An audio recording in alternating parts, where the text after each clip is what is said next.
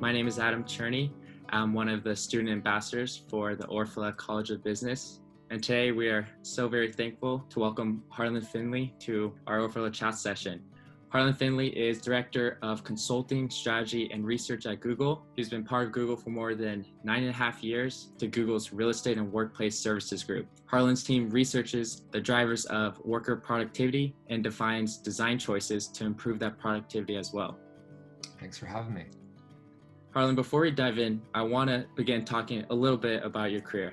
You have plenty of experience from these startups to these amazing and valuable corporations. I'm curious, how did you come to realize that the role you're in today of consulting and strategy and research is the right place for you?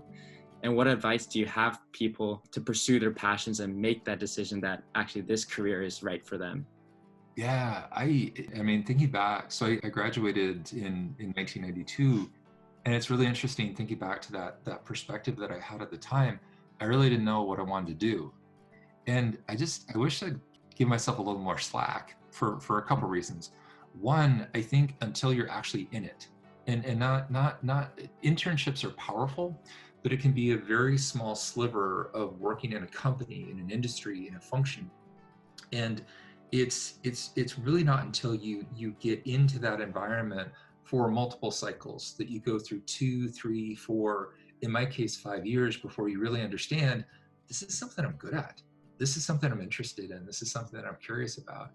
And so probably my biggest piece of advice is, if you don't know, that's okay. One thing that's been really interesting to me since coming to Google is there's an interesting distinction between passion and conviction. And it's subtle, but it's important. When I find people who are passionate about a certain area, they have that joy, they have that curiosity, but it doesn't necessarily come with resilience.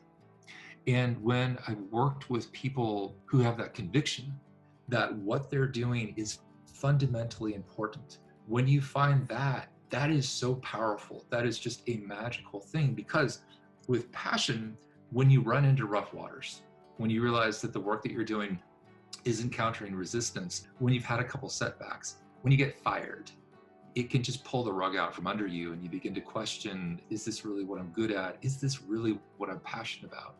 I think what's powerful when I've worked with leaders who have conviction, those setbacks are simply temporary setbacks. And so that's one thing that I've really come to understand, is when you can find that conviction and not just a passion, you're going to be energized. Each day you come to work, you're going to deal with those setbacks and you're going to fight through them. Even if you get fired from an organization, when you have that conviction, you know what you were doing is the right thing and you're just going to continue to drive forward. So if you can find that thing where you feel like you're having that positive impact on the world, that's going to serve you very, very well. You mentioned already a little bit about these certain traits of passion, of conviction, curiosity that you've developed over time. With those different traits and skills, from your perspective, when we look at young professionals, are there other skills or traits or behaviors that you really believe they should develop early on to help them throughout their career? Yeah, I think the biggest one has got to be empathy. Ego is your worst enemy. Having a big ego, especially in a healthy corporate organization, is incredibly destructive. It's so difficult to get things done. It's so difficult to work with others when you have a big ego. And when you kind of take a step back to the opposite of that, with empathy, of really understanding where other people are coming from, things just fall into place. And one of the biggest skills that comes out of that is just fundamental listening. It's embarrassing to look back on conversations, how I conducted myself. When I was listening, it was either to, ooh, I've got a really clever answer for that, or one of the more dangerous ones, and I still find myself doing this sometimes. When I'm done talking and the other person is answering, instead of really listening to what they're saying, I'm reloading. And I'm thinking about, oh, what's the next clever thing I can say? And so I would say in terms of really fundamental skills that you can have is listening and really hearing what that person is saying, but also the context, having that empathy. Where is this person coming from? Yeah. And especially in like times of today, right? We're in different work environments. People are going through tougher times than usual. So really listening, understand the concept of where they're coming from or what they may be struggling with, and showing that empathy. Probably key traits that are really applicable today, and probably something as a leader yourself at Google, you're probably trying to work with the people you manage as well. Harlan, I want to make a little pivot here because I think another great aspect that you're familiar with and your team works with is this growing area of technology of machine learning and artificial intelligence. Right, we hear a lot about it, and it has its relation to the future of workplace too. So it's a fascinating topic. So from your perspective, what factors of machine learning or artificial intelligence and its relation to the future of workplace really fascinates you, and what are these impacts that we may see in the future? Yeah, so what machine learning does really, really well is pattern recognition.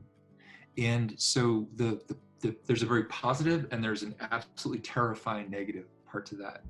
And the positive part to that is with pattern recognition, it recognizes patterns that are too complex or too nuanced for humans to pick up.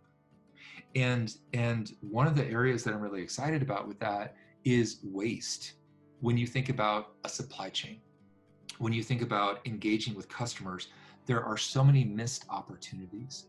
The inability to anticipate when a supply chain might go down, the waste of materials, the waste of time, the ability of a complex machine learning algorithm with the pattern recognition that it has to predict and anticipate those areas of waste and help managers take steps to just knock those out of the process.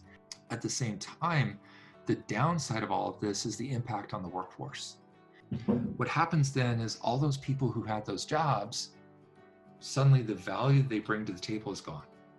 And it's not a question of machines eliminating those jobs. We actually think that's going to be rare. We estimate pure elimination of jobs is 5%, maybe.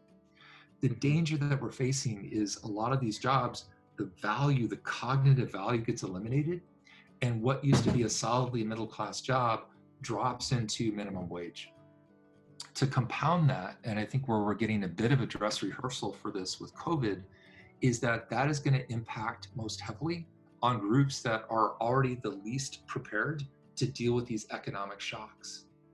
And so when you think about the people that have a lot of these jobs that are going to be negatively impacted by machine learning, they're not in a great position to survive a downturn of 6, 12, 18 months.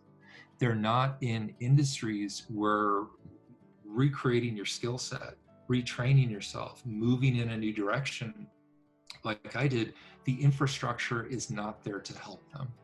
And so that's where Angie Peng at Google leads a future work working group where we're looking very closely at the economic impacts of machine learning, and especially the automation of machine learning.